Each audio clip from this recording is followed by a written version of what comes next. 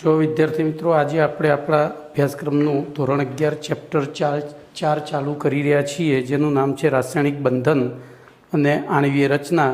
તો lecture number 1ની શરૂઆત શ્રી ગણેશ ભગવાનનું નામ દઈને કરીએ. તો એમાં સૌથી પહેલો પ્રશ્ન છે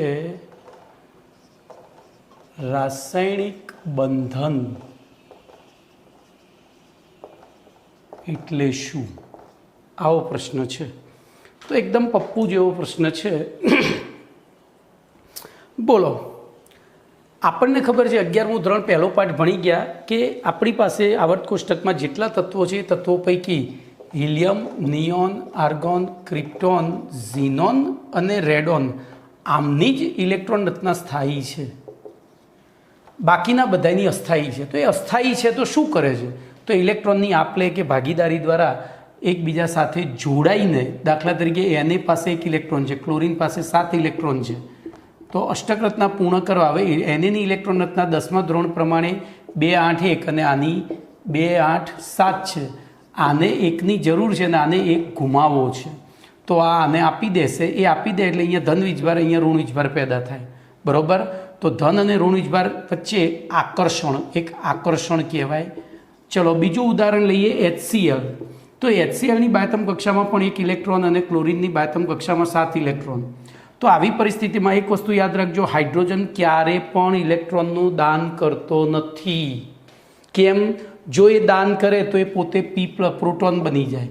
એટલે પરમાણુ, અને આપણને ખબર છે કે પરમાણુય કણો અસ્તિત્વ ધારણ કરી શકતા નથી. તો એ દાન નથી કરતો, તો અહીંયા શું કરે છે? ભાગીદારી કરે છે. અને ભાગીદારી પણ એકબીજાને જોડી રાખવાનું કાર્ય કરે. ટૂંકમાં ઉદ્ભવતા 2 પરમાણુ વચ્ચે ઉદ્ભવતા આ જોડાણ બળને અથવા તો રાસાયણિક આકર્ષણ બળને શું કહેવાય? રાસાયણિક બંધન. તો બોલો એની વ્યાખ્યા શું લખીશું? તો રાસાયણિક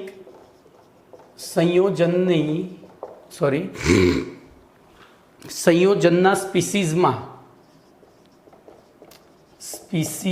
એટલે કે કણમાં અણુ, પરમાણુ કે આયનો વચ્ચે પ્રવર્તતા આકર્ષણ બળને રાસાયણિક બંધન કહે છે. અણુ, પરમાણુ કે આયનો વચ્ચે પ્રવર્તતા આકર્ષણ બળને રાસાયણિક બંધન કહે છે. હવે જોજો, આ બંધન હું ડિટેલમાં જતો રહીશ. તો અણુ વચ્ચે જે આકર્ષણ બળ રાસાયણિક બંધન છે એ અવસ્થાઓ નક્કી કરે છે. શું નક્કી કરે? અણુ વચ્ચેનું જે રાસાયણિક બંધન છે, જે આકર્ષણ બળ છે, એ દ્રવ્યની અવસ્થાઓ નક્કી કરે. જ્યારે પરમાણુ અને આયનો વચ્ચે જે છે એ સંયોજનનો પ્રકાર નક્કી કરે છે. તો આ એક MCQ પૂછાય. બોલો છો, પહેલી જ લાઈનમાંથી પહેલો MCQ. રાસાયણિક સંયોજનના સ્પીસીઝમાં અણુ વચ્ચે પ્રવર્તતું આકર્ષણ બળ શું નક્કી કરે છે? તો દ્રવ્યની અવસ્થાઓ. જ્યારે પરમાણુ કે આયનો વચ્ચે પ્રવર્તતું આકર્ષણ બળ શું નક્કી કરે છે?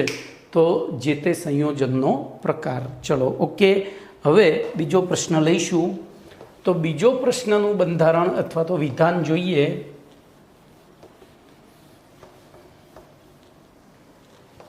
તો બીજા પ્રશ્નનું વિધાન છે રાસાયણિક બંધનનો લુઈસ અભિગમ સમજાવો.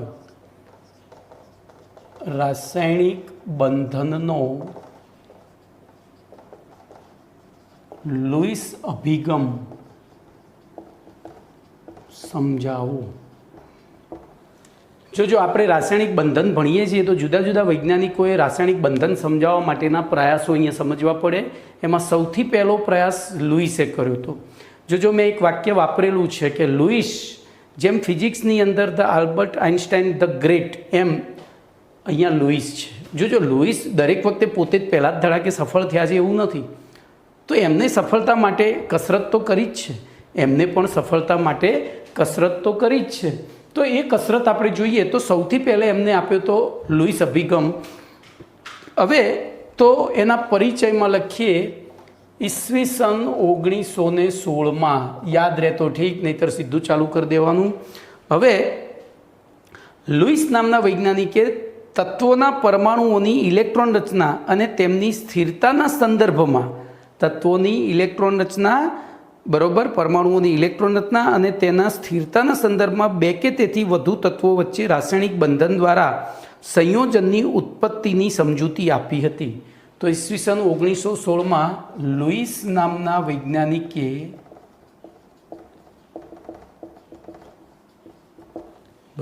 લુઈસ નામના વૈજ્ઞાનિકે તત્વોના પરમાણુઓની ઇલેક્ટ્રોન રચના અને, બોલો બીજું યાદ રહ્યું, ઇલેક્ટ્રોન રચના અને તેમની સ્થિરતાના સંદર્ભમાં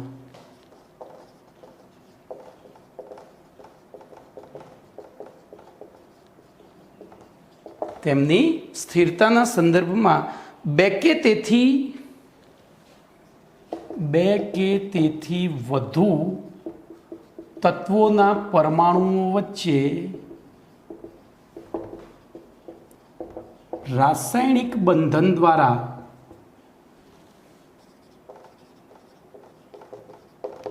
સંયોજનના અણુની ઉત્પત્તિ સમજાવી હતી.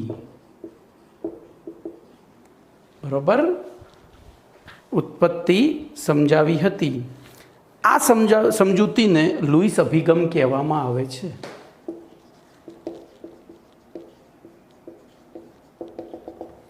લુઈસ અભિગમ કહેવામાં આવે છે. તો પહેલો પરિચય પૂરો થઈ ગયો. હવે એમને કઈ રીતે સમજૂતી, તો પહેલો પરિચય પછી સમજૂતી જોઈએ. આ પરિચય હંમેશા પ્રશ્નના જવાબનું એક બંધારણ, અને બંધારણ પ્રમાણે તમે લખો એટલે દુનિયાનું કોઈ પણ પેપર સેટર હોય ને ખુશ થઈ જાય અને તમને પૂરેપૂરા માર્ક્સ આપે. તો લુઈસે, ધ્યાન રાખજો, આપણે એક પરમાણુ લઈએ, ધારો કે હું લિથિયમ પરમાણુ લઉં છું. તો લિથિયમ પરમાણુના કેન્દ્રમાં 3p+, પહેલી કક્ષામાં 2 ઇલેક્ટ્રોન અને અહીંયા થોડો કલર કરું, બીજી કક્ષામાં 1 ઇલેક્ટ્રોન. તો આ જે બાહ્યતમ કક્ષા છે એ સિવાયનો જે અંદરનો ભાગ રહ્યો એ ભાગને એમને પરમાણુ કર્નેલ તરીકે નામકરણ કર્યું હતું. તો જો અહીંયા હું બધું નહીં લખું, તો લુઈસે પરમાણુને પરમાણુ કર્નેલ અને બાહ્યતમ કક્ષા એમ 2 ભાગમાં રજૂ કર્યો હતો. અને પછી એમણે એવું કહ્યું કે પરમાણુની બાહ્યતમ કક્ષામાંથી પસાર થતા, હવે જો પરમાણુ ગોળાકાર છે, ધ્યાનથી જોજો, હવે ભાઈ થોડી કલ્પના કરવાની છે. એક સંપૂર્ણ ગોળ તરબૂચ લઈએ, એ તરબૂચને આ સાઈડથી એક વર્તુળ કાપીને આમ ડીશ જેવું બનશે, તપેલી, અરે આપણે રોટલી કરવાની તવી હોય ને એના જેવો આકાર, એક તવી કાઢી, આ બાજુથી બીજી તવી કાઢી, તમારી બાજુથી ત્રીજી, મારી બાજુથી ચોથી, ઉપરથી 5મી, નીચેથી 6ઠ્ઠી, બોલો 6 તવી એક સરખી કાઢીએ તો શું થાય? અંદર જે વધ્યું એ શું થયું? ધ્યાન એ રાખો. હવે હું 2 ડાયમેન્શનમાં આકૃતિ દોરી શકું, 3 ડાયમેન્શનમાં દોરવા માટે હું સક્ષમ નથી. તો ધ્યાન રાખજો, આવી રીતે એક તરબૂચને, ગોળ તરબૂચ છે, હવે મારી પાસે એવો કોઈ ગોળ આકાર પણ હાલ નથી, પણ તમે ઇમેજિન કરો. તો આપણે તરબૂચ એકદમ સંપૂર્ણ ગોળ લઈએ અને એમાં 8 બિંદુઓ કરીએ, ઉપર 4, નીચે 4, અને કોઈ પણ 2 પાસેના બિંદુ વચ્ચેનું અંતર સરખું રહે એ રીતે. પછી એને જોડી અને બોલો, આ બાજુ એક ચોરસ બનશે, આ બાજુ એક ચોરસ બનશે, તમારી સામે એક ચોરસ, નીચે ચોરસ, મારી બાજુ ચોરસ, ઉપર ચોરસ, અને ત્યાંથી કાપી નાખીએ આમ.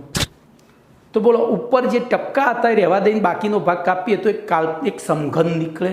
તો અહીંયા પણ એમને એવું કીધું કે પરમાણુના જે આ બાહ્યતમ કક્ષા છે એ બાહ્યતમ કક્ષામાંથી પસાર થતા એક કાલ્પનિક સમઘનની કલ્પના કરવામાં આવે તો જો આ કાલ્પનિક સમઘનના 8 ખૂણા ઇલેક્ટ્રોનથી ભરેલા હોય તો એ તત્વનો પરમાણુ સ્થાયી હોય છે.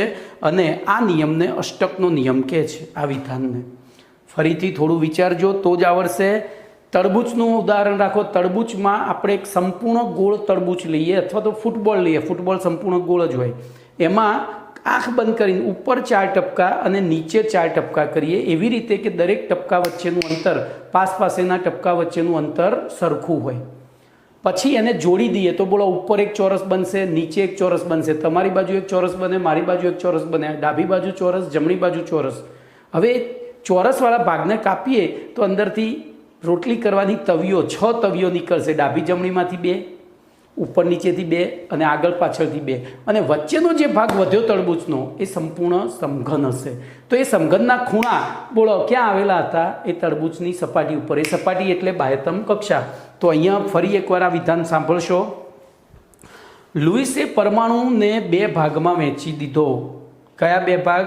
પરમાણુ કર્નેલનો ભાગ એટલે કે બાહ્યતમ કક્ષા સિવાયનો અંદરનો ભાગ, અને બાહ્યતમ કક્ષાનો ભાગ, એમ 2 ભાગમાં રજૂ કર્યો અને કહ્યું કે એની બાહ્યતમ કક્ષામાંથી પસાર થતા એક કાલ્પનિક સમઘનની કલ્પના કરવામાં આવે તો જે તત્વમાં આ કાલ્પનિક સમઘનના 8 ખૂણા જો ઇલેક્ટ્રોનથી ભરાયેલા હોય તો એવા પરમાણુ સ્થાયી હોય છે. આ વિધાનને અષ્ટકનો નિયમ કહે છે. હવે પ્રશ્ન એ થાય કે 8 ખૂણા ભરાયેલા ક્યારે હોય? તો બાહ્યતમ કક્ષામાં 8 ઇલેક્ટ્રોન હોય ત્યારે. બાહ્યતમ કક્ષામાં 8 ઇલેક્ટ્રોન કયા તત્વોમાં છે? તો આપણે ભણી ગયા છીએ બીજા પાઠમાં, હિલિયમ, નિયોન, આર્ગોન, ક્રિપ્ટોન, ઝીનોન, રેડોનમાં. તો બાકીના બધા તત્વોનું શું? એનો મતલબ કે હિલિયમ, નિયોન, આર્ગોન, હિલિયમમાં એક અપવાદ છે ભાઈ. હિલિયમમાં અપવાદ એવો છે કે સમઘનના 2 સામસામેના ખૂણા ઉપર આપણે આપણા રૂમને કલ્પના કરીએ તો આ ખૂણે એક ઇલેક્ટ્રોન, એક પેલા ખૂણે ઇલેક્ટ્રોન. આપણા રૂમની કલ્પના કરીએ તો આમ સામસામે એટલે બેલેન્સ થઈ ગયું. પેલામાં 8, હવે એ સિવાય તમે બેલેન્સ નહીં કરી શકો. તો હિલિયમને અહીં અપવાદ ગણીને ચાલવાનું છે. તો અષ્ટકમાં નિયમમાં 8 ખૂણા ઇલેક્ટ્રોનથી ભરાયેલા એવા તત્વોના પરમાણુ સ્થાયી હોય. એવા તત્વોના પરમાણુમાં હિલિયમ અપવાદ સાથે neon, krypton, xenon, radon, helium, neon, argon, krypton, xenon, radon છે. પરંતુ બોલો વર્તમાન સમયમાં જાણીતા બધા જ તત્વો પૈકી નિષ્ક્રિય તત્વો જ આવી ઇલેક્ટ્રોન રચના ધરાવે છે, જ્યારે બાકીના તત્વો આ પ્રકારની ઇલેક્ટ્રોન રચના ધરાવતા નથી. તો એમને સ્થાયી થવું હોય તો ધારણ કરવી પડે.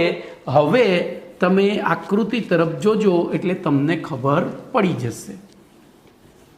હવે જે હું આકૃતિ દોરું છું એને સમજજો એટલે તમને લુઈસનો સિદ્ધાંત આવડી જશે.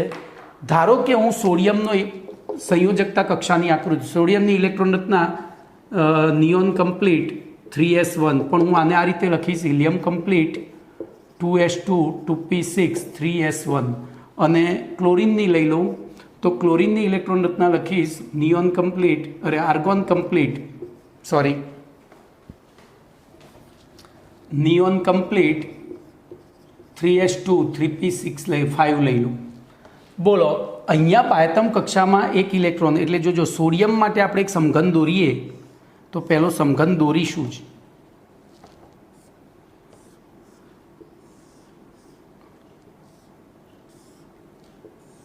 એમાં એક જ જગ્યાએ ઇલેક્ટ્રોન છે. સોડિયમ માટે એક જ જગ્યાએ સમઘનમાં બાહ્યતમ કક્ષા આપણે જે કાલ્પનિક સમઘનની રચના કરી એમાં એક ખૂણા ઉપર ઇલેક્ટ્રોન છે, એટલે સોડિયમ કેવો થયો? અસ્થાયી. ચલો હવે ક્લોરિન માટે દોરીએ.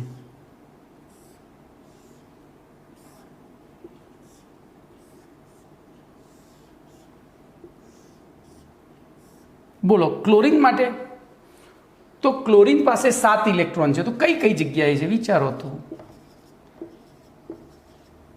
એ આ 7 ખૂણે છે, આ ખૂણો ખાલી છે. બોલો આ પણ અસ્થાયી છે, આ પણ અસ્થાયી છે.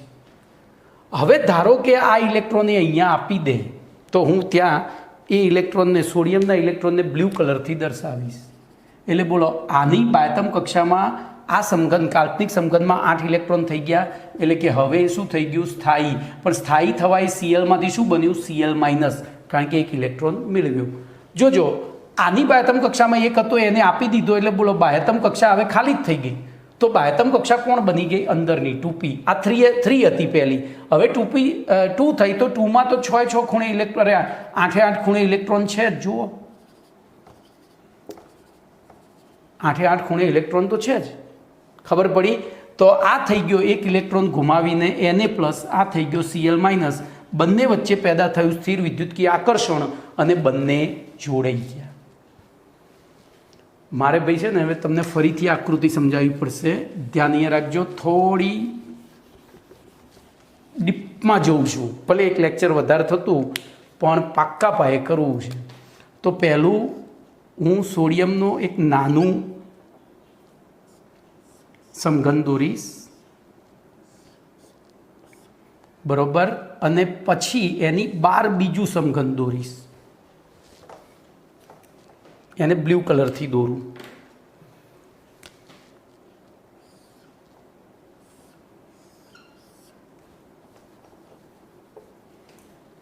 ઉપરનું તો બધું છે જ તમારી પાસે, એટલે બહુ વાંધો નહીં.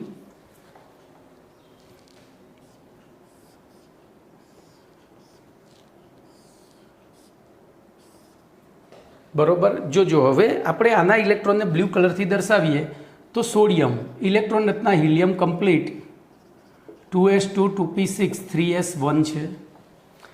તો 2s2 2p6 3s1 છે. બરોબર. હવે તો આપણે આ હિલિયમ નથી દર્શાવતા, આ રહ્યા 6 8 ઇલેક્ટ્રોન. તો 1 2 3 4 5 6 7 અને 8.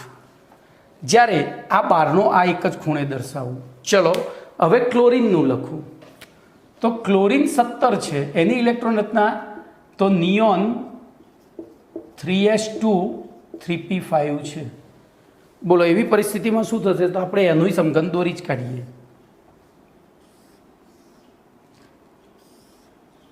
બરોબર, એનું સમઘન દોરી જ કાઢીએ. થોડું મોટું દોરાઈ ગયું.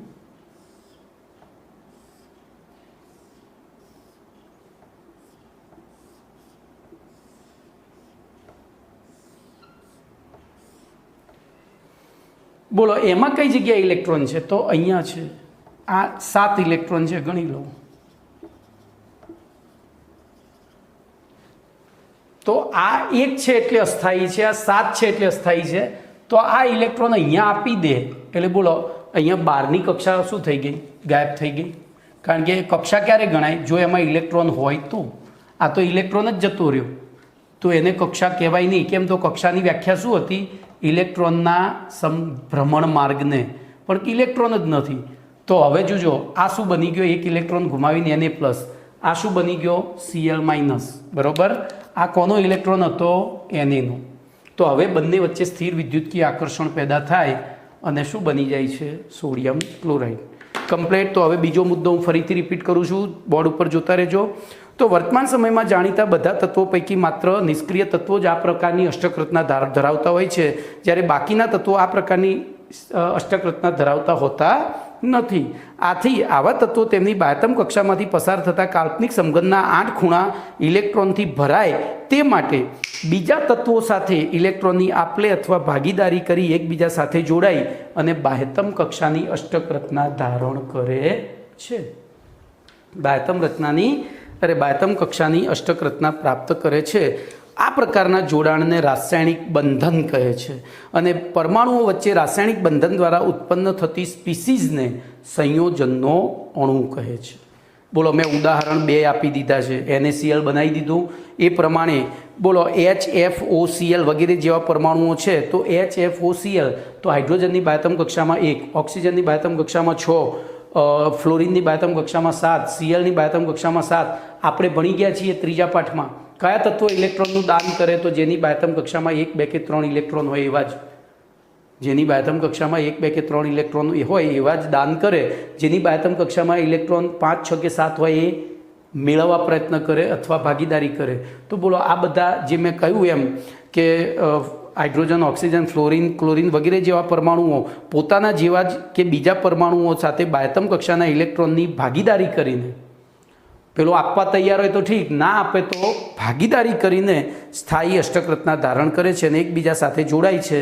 તો જો આપલે દ્વારા થતો હોય તો એ બંધને આયનીય બંધ, અને ભાગીદારી દ્વારા જો જોડાણ થતું હોય તો એવા બંધને સહસંયોજક બંધ કહે છે. કમ્પ્લીટ. એટલે અનુક્રમે દાખલા તરીકે 2 હાઇડ્રોજન પરમાણુ એકબીજાના સંપર્કમાં આવે તો અષ્ટક રચના ધારણ કરવા માટે શું કરશે? તો હું તમને એક સરસ ઉદાહરણ આપું. ભલે ટાઈમ લાગે પણ G-નીટમાં પાછા ના પડવા જોઈએ. જો 2 હાઇડ્રોજન પરમાણુ, પહેલો હાઇડ્રોજન પરમાણુનું બાહ્યતમ કક્ષા આપણે દોરીએ એનું કાલ્પનિક સમઘન. બરોબર. તો એમાં ધારો કે અહીંયા ઇલેક્ટ્રોન છે વત્તા આ H પરમાણુ, એની ઇલેક્ટ્રોન રચના 1s વત્તા 1s1 બીજો H પરમાણુ. જો એના કાલ્પનિક સમઘનની રચના કરીએ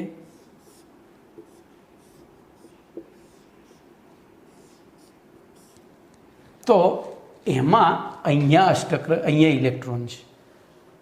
આપણે એક કામ કરીએ, હું આ બીજાને બ્લુ કલરથી દર્શાવું એટલે ખ્યાલ આવે. આ બંને જ્યારે જોડાયા અને નવું જે H2 અણુ બન્યો, ધ્યાન રાખજો આના નિયમ અનુસાર, કોના લુઈસ અભિગમ અનુસાર, તો એક ઇલેક્ટ્રોન અહીંયા હશે, એક ઇલેક્ટ્રોન અહીંયા હશે, એટલે કે અપાકર્ષણના લીધે શક્ય એટલા દૂર. અને હવે જો ધ્યાન રાખજો, આ સમઘનને દોરી વડે અહીંથી આમ લટકાવ્યું હોય તો બોલો સ્થિર રહેશે કે અસ્થિર રહેશે? સ્થિર રહેશે કે અસ્થિર રહેશે? તો સ્થિર જ રહેશે, કારણ કે વજન વહેંચાઈ ગયું છે, એક્ઝેક્ટ અપોઝમાં છે. આપણે પૃથ્વીના ગુરુત્વાકર્ષણને ધ્યાનમાં નથી લેવાનું, સમજણ પડી અહીંયા? કારણ કે અહીંયા કેન્દ્રીય આકર્ષણ બળ લાગે, કેન્દ્રીય આકર્ષણ બળ પૃથ્વીના ગુરુત્વાકર્ષણ કરતાં લાખો ગણું પ્રભાવી છે.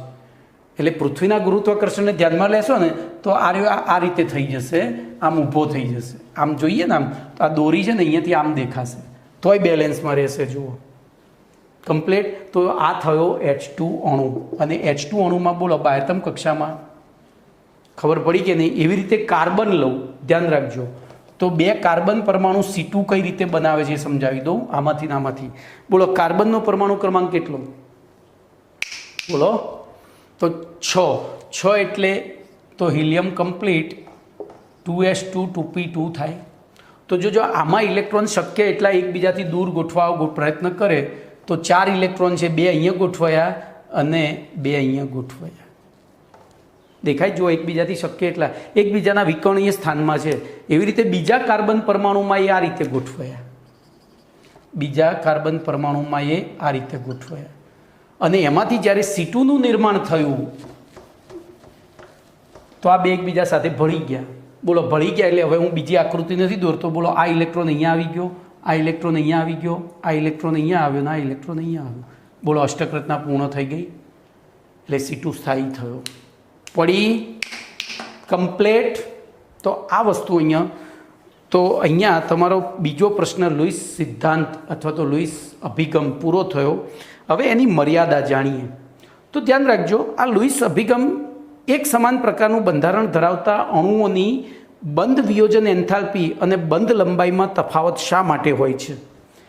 એ રાસાયણિક બંધન તો સમજાવી શકે છે, પણ દાખલા તરીકે હું અહીંયા HCl અને HF લઉં, બોલો તો બંને એક જ સરખા અણુઓ છે. આના એક જ ખૂણા ઉપર ઇલેક્ટ્રોન હતો, આના 7 ખૂણા ઉપર ઇલેક્ટ્રોન હતા. યાદ આવે છે? એટલે આપણે આ ખૂણો કાઢી નાખીએ એટલે 7 ખૂણા થઈ. દોરી કાઢું, દેખાયું? બરોબર. જો હાઇડ્રોજનમાં 1 ક્લોરીનમાં 7, હાઇડ્રોજનમાં 1 ફ્લોરીનમાં 7, તેમ છતાં HCl અને HF વચ્ચે બંધ બને તો એમની બંધ લંબાઈ અને બંધ ઉર્જા એક જ પ્રકારે બંધ બને હોય તો સરખું હોવી જોઈએ, પણ એ જુદી જુદી હોય છે. કેવી હોય છે? જુદી જુદી હોય છે. બોલો કેમ હોય છે? કોણ ના સમજાવી શક્યું? કમ્પ્લીટ. ચલો, તો અહીંયા તમારો બીજો પ્રશ્ન પૂરો થયો. હવે ત્રીજા પ્રશ્ન તરફ પ્રયાણ કરીએ.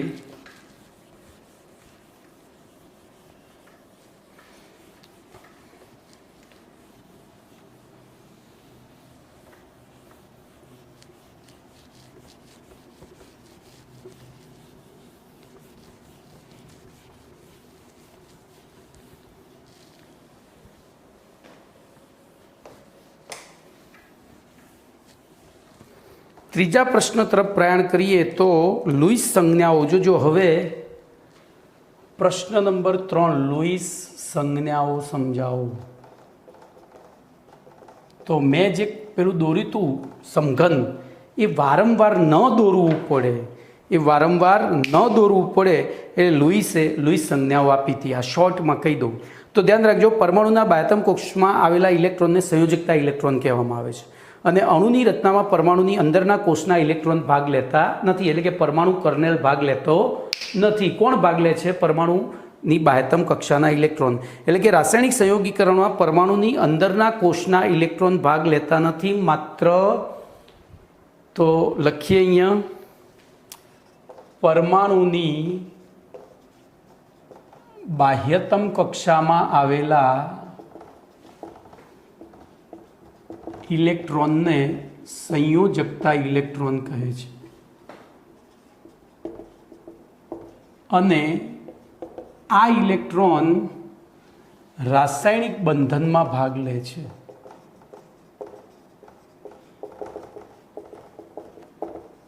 અંદરના બરોબર અણુની રચનામાં પરમાણુની અંદરની કોષના ઇલેક્ટ્રોન ભાગ લેતા નથી. માત્ર કોણ ભાગ લે છે? તો આ મેં એક વાક્યમાં બતાવી દીધું છે. હવે જો આપણે અષ્ટકના નિયમ પ્રમાણે અણુનું નિર્માણ સમજાવવું હોય તો મુશ્કેલી પડે. દરેક વખતે સમઘન દોરવા પડે, સમઘનમાં મુશ્કેલી પડે. તો એ મુશ્કેલીના નિવારણ માટે લુઈસે અષ્ટકનો નિયમ પણ લુઈસે આપ્યો હતો અને લુઈસે એનું જીએન લુઈસે એ અષ્ટકના જે સમઘન ન દોરવું પડે એટલે લુઈસ સંજ્ઞાઓ આપી. એમાં એને શું કીધું કે પરમાણુ કે અણુની રચના સમજવા માટે અમેરિકન રસાયણશાસ્ત્રી જીએન લુઈસ પરમાણુના સંયોજકતા ઇલેક્ટ્રોનને દર્શાવવા માટેના પરમાણુના સંકેતો રજૂ કર્યા, જેને લુઈસ સંજ્ઞાઓ કહે છે. દાખલા તરીકે તમને એમ કે એલઆઈની લુઈસ સંજ્ઞા જણાવો, તો કશું કરવાનું નહીં. એલઆઈ લખવાનું અને એની બાહ્યતમ કક્ષામાં બોલો એની ઇલેક્ટ્રોન રચના લખીએ તો હિલિયમ કમ્પ્લીટ 2s1 છે, તો એક ટપકું કરવાનું. બોલો અહીંના બેરેલિયમની પૂછે તો બેરેલિયમની સામસામે જોજો. હવે આ ટપકા છે ને શક્ય એટલા દૂર કરવાના, કારણ કે ઇલેક્ટ્રોન વચ્ચે શું થાય? અપાકર્ષણ. ચલો એવી રીતે કાર્બનનું પૂછે તો બોરોન થઈ રહી ગયો ને. તો બોરોનની પૂછે તો બોરોનની બાહ્યતમ કક્ષામાં 3 ઇલેક્ટ્રોન હોય તો 3 દિશામાં. કાર્બન હોય તો કાર્બનની બાહ્યતમ કક્ષામાં 4. પછી નાઇટ્રોજન હોય તો નાઇટ્રોજનની બાહ્યતમ કક્ષામાં 5 છે, તો 4 દિશામાં એક ગોઠવ્યા પછી 5માનું યુગ્મીકરણ કરવાનું. એ તો છૂટકો છે જ નહીં. પછી ઓક્સિજન તો 4 દિશામાં એક દર્શાવ્યા પછી સામસામે યુગ્મીકરણ કરવાનું. કેમ ભાઈ સામસામે? બોલો. પાસે કરશો તોય વાંધો નહીં, પણ સામસામે કરશો તો વધારે. આમાં એકલા પરમાણુનું કીધું હોય ને તો પાસે કરજો, પણ એને જ્યારે આપણે અણુમાં દર્શાવવાનો આવે ત્યારે સામસામે કરવાનું. કમ્પ્લેટ. એવી રીતે બોલો ફ્લોરિનનું કયું હોય તો ફ્લોરિનની બાહ્યતમ કક્ષામાં 7 ઇલેક્ટ્રોન, તો 4 દિશામાં એક પછી ફરીથી રિપીટ કર્યું. બોલો નિયોનની કીધું હોય તો 1 2 3 4 5 6 7 8 પતી ગયું. ઓકે. હવે જોજો આની ઉપયોગિતા. તો તત્વની લુઈસ સંજ્ઞામાં તત્વની સંજ્ઞાની આસપાસ દર્શાવેલા બિંદુઓ તત્વના સંયોજકતા ઇલેક્ટ્રોનની સંખ્યા દર્શાવે છે. આથી તત્વની લુઈસ સંજ્ઞાની મદદથી સમૂહ સંયોજકતા નક્કી થાય. સમૂહ સંયોજકતા ત્રીજા પાઠમાં ભણી ગયા આપણે. બોલો તમને એમ કે બોરોનની સમૂહ સંયોજકતા કેટલી? તો બોરોનની સમૂહ સંયોજકતા કાં તો એના બાહ્યતમ કક્ષામાં ઇલેક્ટ્રોનની સંખ્યા જેટલી, ત્રીજા પાઠનો છેલ્લો પ્રશ્ન, અથવા એમાંથી 10 બાદ કરીએ, 10માંથી એને બાદ કરીએ ત્યારે મળતી સંખ્યા જેટલી. સોરી 8માંથી, 10માંથી નહીં. બરોબર.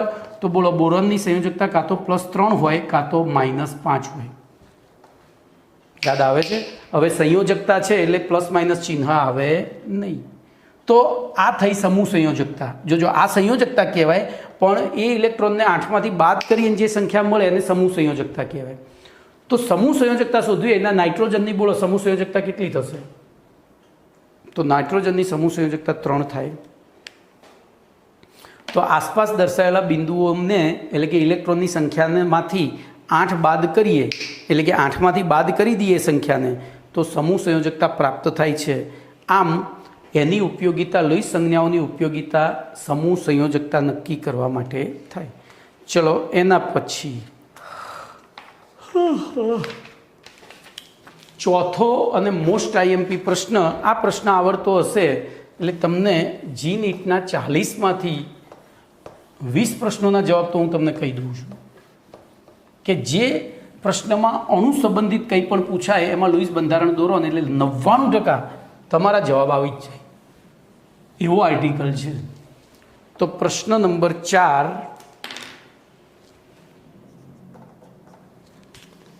અણુઓના લુઈસ બિંદુ નિરૂપણ સમજાવવું.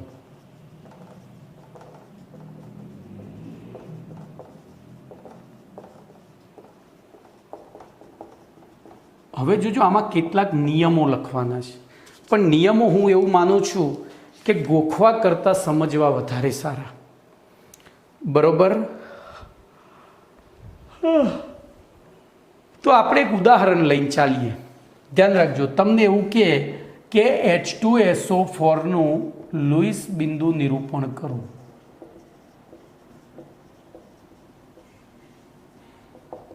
અથવા કરો અથવા જણાવો. તો જો પહેલો નિયમ જે નિરૂપણ કરતાં પહેલાં યાદ રાખવો જરૂરી છે. તો શું નિયમ? તો આપણે આગળ ભણી ગયા. બોલો, કોઈ પણ અણુ કે આયનનું લોહીસ બિંદુ નિરૂપણ કરવા માટે કોઈ પણ અણુ કે આયનનું લોહીસ બિંદુ નિરૂપણ કરવા માટે તે અણુ કે પરમાણુમાં આયનમાં આવેલા પરમાણુઓના માત્ર સંયોજકતા ઇલેક્ટ્રોન્સને જ જે તે પરમાણુની સંજ્ઞાની આસપાસ બિંદુ સ્વરૂપે દર્શાવવામાં આવે છે. એટલે કે આપણે જો H2SO4નું લોહીસ બિંદુ નિરૂપણ કરવું હોય તો એમાં H આ રીતે દર્શાવાય, S આ રીતે, એની આસપાસના ઇલેક્ટ્રોન 6 ઇલેક્ટ્રોન, અને O આ રીતે દર્શાવવો પડે. ખબર પડી? આ પહેલો મુદ્દો આવું કહે છે. ચલો હવે નિયમો શરૂ થયા. તો સૌથી પહેલો બીજો નિયમ અણુ કે, તો હું એ નિયમને નામ આપીશ કેન્દ્રીય પરમાણુની પસંદગી.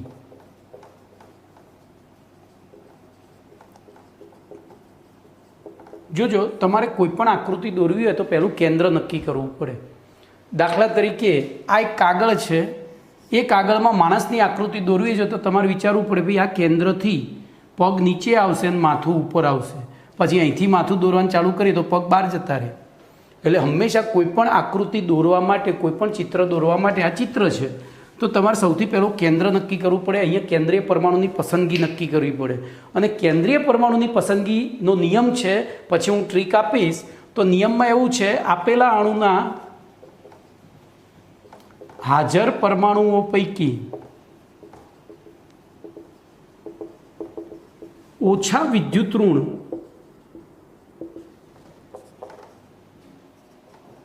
અને સંયોજકતા કક્ષામાં મહત્તમ ઇલેક્ટ્રોન આવેલા હોય તેવા પરમાણુને મધ્યસ્થ અથવા તો કેન્દ્રીય પરમાણુ તરીકે પસંદ કરવામાં આવે છે. તો બોલો, હવે આપણે સલ્ફ્યુરિક એસિડ જોઈએ તો સલ્ફ્યુરિકમાં H, S અને O. બોલો, એમાં આપણે ઓછો વિદ્યુત ઋણ અને મહત્તમ. તો સૌથી પહેલાં મહત્તમ વિદ્યુત ઋણ છે તો આની ચોકડી મારી દઈએ. ઓક્સિજનની વિદ્યુત ઋણતા સૌથી વધારે છે એટલે ઓક્સિજનને કેન્દ્રીય પરમાણુ તરીકે પસંદ કરાય નહીં. બોલો, હવે રહ્યો 2 પરમાણુ. તો 2માં બીજો નિયમ, જેમાં મહત્તમ ઇલેક્ટ્રોન આવેલા, તો આમાં એક જ ઇલેક્ટ્રોન છે, આમાં 6 છે, તો આને ચોકડી મારી દઈએ. તો બોલો, H2SO4માં કેન્દ્રીય પરમાણુ શું થયો? સલ્ફર. શું થયો? સલ્ફર. ચલો બીજો નિયમ, ત્રીજો નિયમ. ત્યારબાદ તેની ફરતે, હવે હું ટૂંકમાં લખીશ ભાઈ, વધુ વિદ્યુત ઋણ પરમાણુઓ ઓનું લોહીસ બિંદુ નિરૂપણ દર્શાવો, એવી રીતે દર્શાવો કે શક્ય એટલી વધુ અષ્ટક રચના પૂર્ણ થાય. ભાઈ, આ મારા શબ્દોમાં લખું છું અને મારા શબ્દોમાં યાદ રાખશો તો વધુ યાદ રહેશે. બરાબર? તો બોલો, હવે આમાં વધુ વિદ્યુત ઋણ પરમાણુ ઓક્સિજન આપણે 4 દિશામાં ગોઠવવાનું છે. તો ધ્યાન રાખજો, હવે હું મારા નિયમો ચલાવું. આપણે અહીંયા જોઈને જ કરવાનું. બોલો, કેન્દ્રીય પરમાણુ નક્કી થઈ ગયો. કેન્દ્રીય પરમાણુના ઇલેક્ટ્રોન વધુ વિદ્યુત ઋણ પરમાણુની સંખ્યાને ધ્યાનમાં રાખીને દર્શાવવાના. તો વધુ વિદ્યુત ઋણ પરમાણુ 4 છે તો 4 દિશામાં, એટલે આપણે 4 દિશામાં દર્શાવ્યા. ખબર પડી? હવે 4 દિશામાં 4 ઓક્સિજન દર્શાવી દીધા અને એમનું લોહીસ બંધારણ કરીએ. હવે એમનું લોહીસ નિરૂપણ. તો બોલો, અહીંયા આ વિધાન શક્ય એટલી વધુ અષ્ટક રચના પૂર્ણ થાય. બોલો, અહીંયા 1 ઇલેક્ટ્રોન છે એટલે અહીંયા 1ની જ ભાગીદારી થાય, અહીંયા 1ની થાય. તો અહીંયા હું ચોકડી સ્વરૂપે દર્શાવીશ. તો બોલો, આ ઓક્સિજન આ રીતે ઇલેક્ટ્રોન પોતાના 6 ઇલેક્ટ્રોન ગોઠવશે. એવી રીતે આ ઓક્સિજન પણ પોતાના 6 ઇલેક્ટ્રોન આ રીતે ગોઠવશે. પણ હવે અહીંયા શું થશે? તો બેની ભાગીદારી કરવી પડે. પહેલાં ભાઈ હું ખોટું કરીશ તો તમે સાચું સમજશો. કમ્પ્લીટ? ક્લિયર ને? જો એ અહીંયાથી હું લાઈન કરું, ભાગીદારી થઈ એટલે અહીંયા 2 લાઈન કરું, તો બોલો આના આ રીતે ભાગીદારી બતાવું. ચલો ને સર્કલ દોરી. તો બોલો આવો ઓક્સિજનના 8 થઈ ગયા, પેલાના 8 થઈ ગયા, આ બે આના 7 થયા, આના 7 થયા. આને શું થયું જુઓ તું.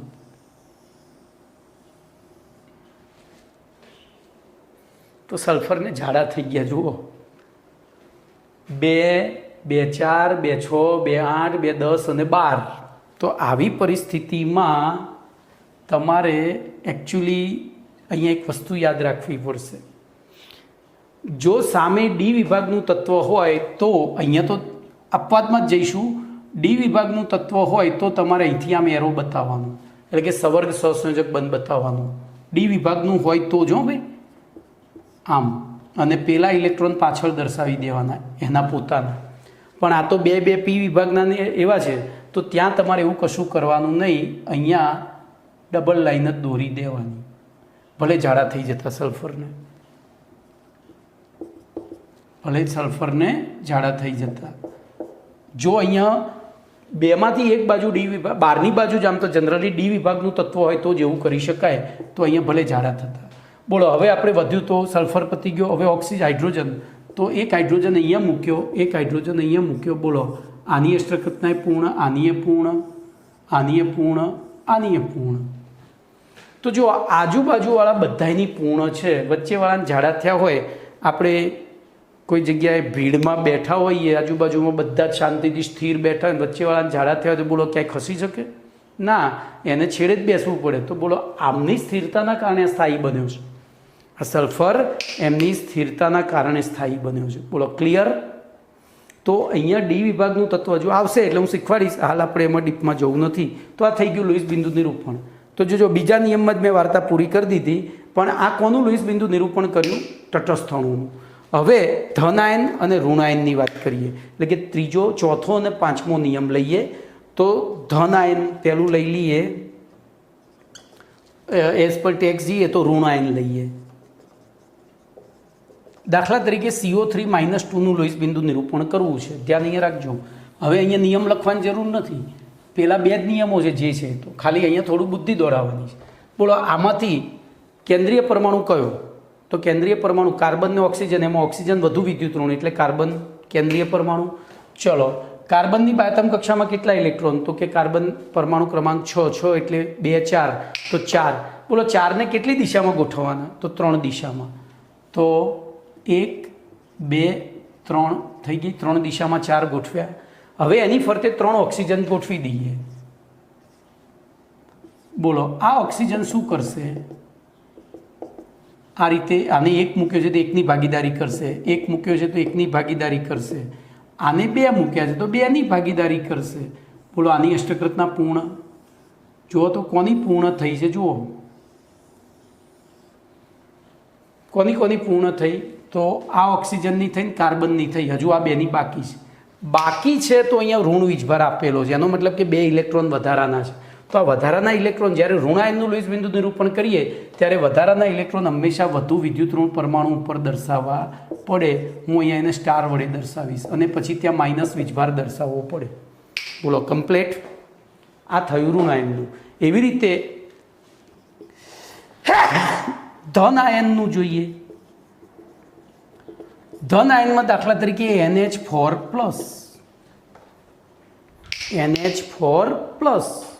બોલો તો ત્યાં શું કરીશું?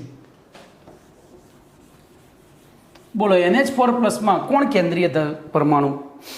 નાઇટ્રોજન કે હાઇડ્રોજન? તો એકચ્યુઅલી નિયમ પ્રમાણે હાઇડ્રોજન થવો જોઈએ, ઓછો વિદ્યુત ઋણ, પણ એની પાસે એક જ ઇલેક્ટ્રોન છે એટલે એ બની શકશે નહીં. ભાઈ બધે આ નિયમોનું પાલન થાય એવું જરૂરી નથી. 99% કેસમાં થાય છે, 1% એવા નીકળી જાય, પણ ત્યાં આપણને ખબર પડી જાય કે ભાઈ કેન્દ્ર હંમેશા એક જ હોય. આ તો 1થી વધુ પરમાણુ, અહીંયા 2 છે એટલે આપણને ખબર પડી ગઈ કે કેન્દ્ર અહીંયા કેન્દ્ર. H2SO4માં મુશ્કેલી પડે તો ત્યાં આ નિયમ કામમાં આવે. 2થી વધારે પરમાણુનો બનેલો અણુ હોય, દાખલા તરીકે HClમાં કેન્દ્રીય પરમાણુ કયો? તો સીધી ખબર પડે ક્લોરીન. ક્લોરીન કેન્દ્રીય પરમાણુ. ખબર પડી કે નહીં? એ રીતના અહીંયા એન, તો બોલો એનની બાહ્યતમ કક્ષામાં 5 ઇલેક્ટ્રોન, એની ફરતે 4 એચ જોડીએ. બોલો એચની બાહ્યતમ કક્ષામાં 1 ઇલેક્ટ્રોન છે, તો અહીંયા અષ્ટકૃતના પૂર્ણ, અહીંયા પૂર્ણ, અહીંયા પૂર્ણ. બોલો અહીંયા એકની જ ભાગીદારી થઈ. વળી ધન વીજભાર છે. ધન વીજભાર ક્યારે ધારણ કરે? ધન વીજભાર ક્યારે ધારણ કરે? તો ઇલેક્ટ્રોન ગુમાવ્યો હોય ત્યારે. તો બોલો અહીંયા ઇલેક્ટ્રોન, આ બેમાંથી આ ઇલેક્ટ્રોન જે છે એ ગુમાવવો પડે. પણ ઇલેક્ટ્રોન કોણ ગુમાવે? આપણે ત્રીજા પાઠમાં ભણી ગયા. બોલો વધુ વિદ્યુત ઋણ કે ઓછો વિદ્યુત ઋણ? તો મેળવવાનો આવે ત્યારે વધુ વિદ્યુત ઋણ મેળવે, ગુમાવવાનો આવે ત્યારે ઓછો વિદ્યુત ઋણ ગુમાવે. તો આ બેમાંથી કોણ? તો આર્યો ગુમાવશે, એટલે કે અહીંયા પ્લસ બની જશે. અને અહીંથી પછી આ ઇલેક્ટ્રોન યુગ્મનું દાન થઈને, આ વિશિષ્ટ પ્રકારની ભાગીદારી થઈને, જેને સવર્ગ સહસંયોજક બંધ કહે છે. જોજો Na અને Cl, Clની બાહ્યતમ કક્ષામાં 7 ઇલેક્ટ્રોન, તો આને દાન કર્યું હતું. પછી H અને Cl, તો અહીંયા 7 અને 1, તો અહીંયા ભાગીદારી થઈ હતી.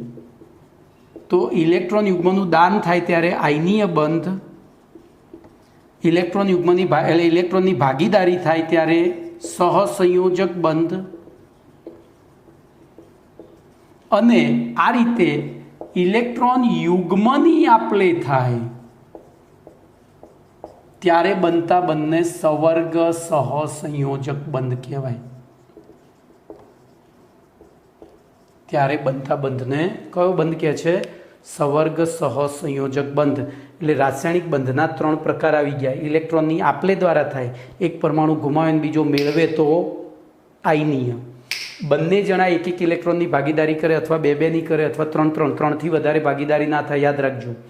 તો એ વખતે જે ભાગીદારી દ્વારા બનેલું બંધ છે એને કહેવાય સહસંયોજક બંધ. પણ વિશિષ્ટ પ્રકારનો એક બંધ છે જેમાં ઇલેક્ટ્રોન યુગ્મની આપલે થાય. જોજો અહીંયા પ્લસ વીજભાર માટે એચે પોતાનો ઇલેક્ટ્રોન ગુમાવી દીધો, તો એની અષ્ટક પૂર્ણ ના થઈ, એટલે આ ઇલેક્ટ્રોન યુગ્મનું દાન અહીંયા થયું, અને એ વખતે જે બંધ બન્યો એને કહેવાય. હવે સવર્ગ સહસંયોજક બંને તીરની નિશાનીથી દર્શાવાય, અને તીર દાતાથી લેનાર તરફ દોરવાનું છે. એટલે જો અહીંયા એને ઇલેક્ટ્રોન યુગ્મનું દાન કર્યું અને હાઇડ્રોજને સ્વીકાર્યા, તો એને કમ્પ્લેટ.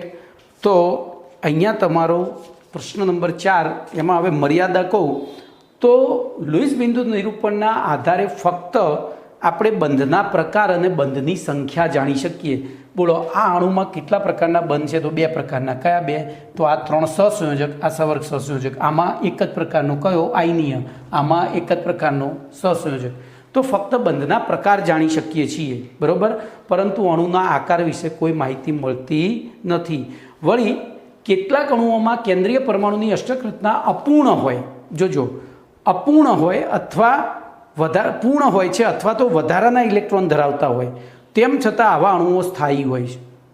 કેન્દ્રીય પરમાણુની ઇલેક્ટ્રોન રચના પૂર્ણ હોય તેમ છતાં તે વધારાના, દાખલા તરીકે H2SO4 આપણે જોઈ ગયા, તો H2SO4માં સલ્ફર પાસે 8 ઇલેક્ટ્રોન હોવા જોઈએ, એની જગ્યાએ 12 થતા હતા.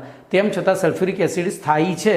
તો આવા અણુઓ કેમ સ્થાયી છે એ લુઈસ સમજાવી શક્યા નહોતા. એટલે કે લુઈસ બિંદુ નિરૂપણના આધારે સમજાવી શકાતું નથી.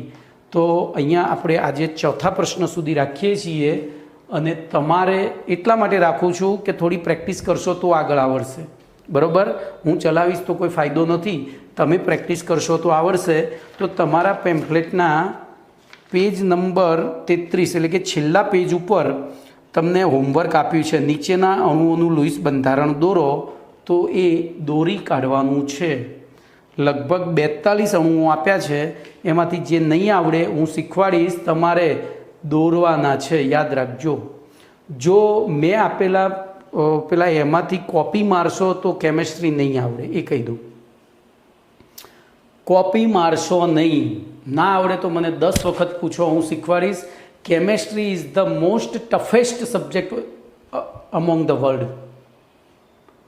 એક વખત સમજી ગયા તો એકદમ સૌથી સહેલો, બરોબર. બાકી જો સમજ્યા વગર કર્યું તો સૌથી અઘરો. એટલે હું એવું ઇન્સિસ્ટ કરીશ કે ભલે એક દિવસ આપણે વધારે લેક્ચર લઈશું, પણ તમે સમજો. તમે એ બધા જો અહીંયા આપેલા છે લુઈસ બંધારણ, બંધારણ કે એના પ્રશ્નો આપેલા છે છેલ્લા પેજ ઉપર, તો તો એ બધાના લુઈસ બંધારણ કરો. તમારી ભૂલો, અને મેં પહેલાં કહ્યું એમ કે આ પાઠ આવડતો હશે ને ચોથો પાઠ, તો 12મા ધોરણમાં 40% મહેનત ઓછી થઈ જશે. કેમ? તો આ બધું બેઝિક છે. સીધું જ ખબર પડવું જોઈએ કયો અણુ આયનીય છે, કયો સવર્ગ સહસંયોજક એટલે કે સંકીર્ણ છે, કયો સહસંયોજક છે. એ ખબર પડશે તો MCQના જવાબ આપશો તમે, બાકી નહીં આપી શકો. એટલે મહેરબાની કરીને 11માં ના આવડે તો 10 વખત પૂછજો, પણ જોઈને ના લખતા. આકૃતિઓ દોરવાની મેં દોરીને આપેલી છે, એવું નથી આપી, પણ બધી નથી આપી, થોડી જ આપી છે. મારે જોઈતી હતી એટલી જ. એટલે જ હું તમારો ગુરુ છું. તમે કોપી મારો એ તો હું ના જ ચલાવી લઉં ને. ઓકે, તો ચલો આટલે સુધી રાખીએ છીએ.